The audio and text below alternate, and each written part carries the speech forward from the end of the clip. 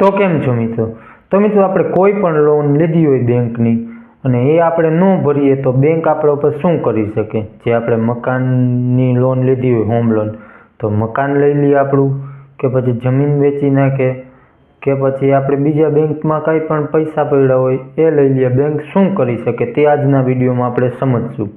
બાકી તો બધા લોન લેતા જ હોય છે, પણ લોનની સાથે શું રિસ્ક હોય છે તે લોકોને ખબર જ નથી હોતી. દાખલા તરીકે લોન પણ અલગ અલગ હોય છે, જેમ કે હોમ લોન હોય, બિઝનેસ લોન હોય, કાર લોન, બાઇક લોન, એ આપણી વ્હીકલ લોનમાં આવી જાય. એ બધું હોય. પર્સનલ લોન હોય, એટલે લોનમાં પણ અલગ અલગ હોય છે, એટલે એમાં રિસ્ક પણ બધામાં અલગ અલગ હોય છે. તો મિત્રો, જ્યારે તમે હોમ લોન લ્યો છો ત્યારે તમે ઓલરેડી તમારા મકાનના કાગળિયા તમે ત્યાં ગીરવે રાખો જ છો.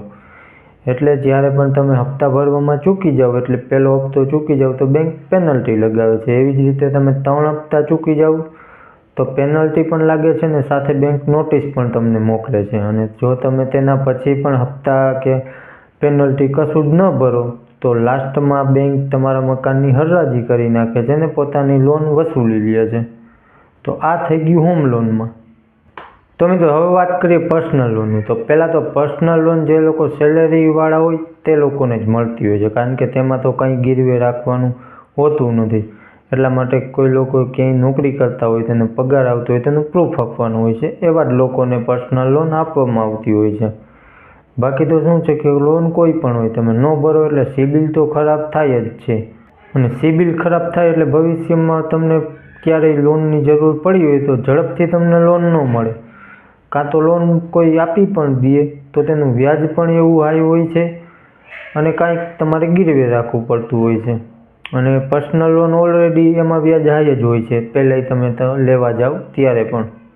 અને પર્સનલ લોનમાં પણ મિત્રો, જો તમે પૈસા ન ચૂકો તો બેંક કેસ પણ કરી શકે, તમને જેલ પણ મોકલી શકે છે. એટલે આવું બધું પર્સનલ લોનમાં પણ થતું હોય છે. ત્યાર પછી મિત્રો વાત કરીએ વ્હીકલ લોનની. એટલે કે તમે કોઈ કાર, બાઇક કે કોઈ પણ લોન તમે લીધી હોય વ્હીકલની, તો એમાં કેવું હોય છે કે એમાં જો તમે હપ્તા ભરવામાં ચૂકી જાઓ એટલે એમાં પેનલ્ટી તો લાગતી જ હોય છે. બાકી ઓલરેડી એનું વ્યાજ પણ વધારે જ હોય છે.